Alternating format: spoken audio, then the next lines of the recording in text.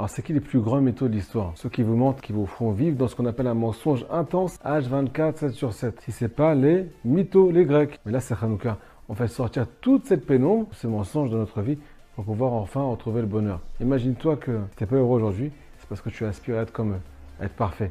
Eux, ils ont des abdominaux pas possibles, ils sont tous taillés comme des Apollons, mais toi, tu es taillé comme un Tunisien. Tu viens d'Afrique du Nord, tu pourras jamais enlever ton dernier petit bourrelet, même si tu fais du sport toute la journée. C'est un décret du ciel. Tu es juif, tu es imparfait. Et c'est ça qui entraîne ce qu'on appelle le bonheur, la joie. Ne plus chercher la perfection. Tu ne peux pas être le plus beau, la plus belle, le plus intelligent, et ainsi de suite. Ça, c'est la mythologie grecque. Mais Hanouka sort de ça. Deuxièmement, encore pire que ça, les amis. Tu prends le mot grec en hébreu, ça fait Yavan. Yavan, c'est Yud, la sagesse. Il faut rentrer beaucoup de sagesse dans ce monde. Ils ont beaucoup d'influence. Pourquoi? Parce que c'est des mythos. On vit dans un monde aujourd'hui virtuel. Les réseaux sociaux.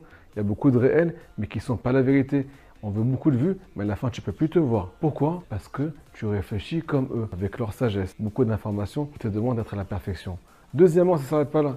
Ils te font vivre sur le plan sentimental tout ce qu'ils te montrent. Tu n'arrives plus à te détacher de ce que tu vois toute la journée. C'est le verbe de Yavan. Sur la Kabbalah, c'est le verbe, c'est le plan sentimental. Troisièmement, ils te font passer à l'acte. Ils te disent clique, comme ça tu claques. Quand ça t'en a ta claque, tu ne sais plus comment tu t'appelles.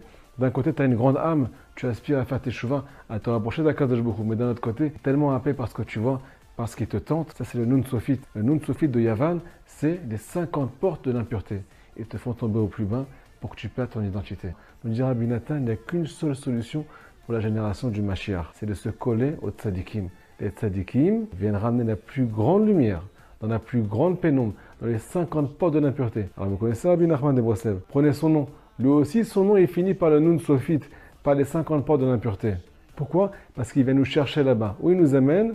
Aux lettres qu'il y a juste après ça. Moar. Moar, c'est la sagesse de la Torah.